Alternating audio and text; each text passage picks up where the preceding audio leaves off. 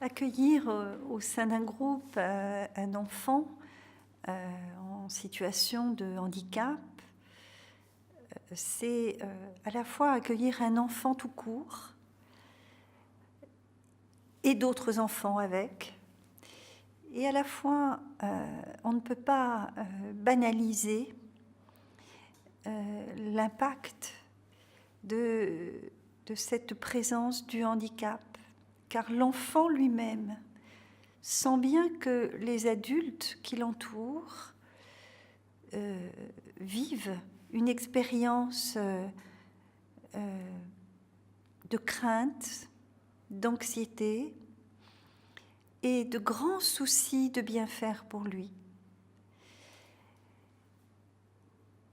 Il y a les autres enfants. Plus les enfants sont jeunes, moins ils ont d'attitudes de discrimination, de rejet, etc. Mais ils ont des attitudes de découverte. Et la différence entre un trouble, un handicap, je dirais, moteur, un handicap corporel et un handicap mental, c'est que les camarades vont expérimenter comment ce petit copain réagit différemment, parfois.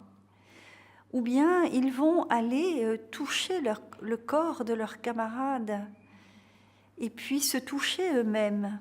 Moi, j'ai vu un enfant qui n'avait pas de bras dans une crèche.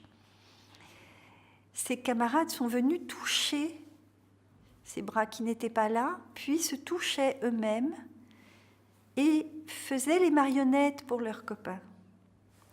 C'est-à-dire que l'on voit que le jeune enfant est un expérimentateur né, un découvreur, un questionneur né.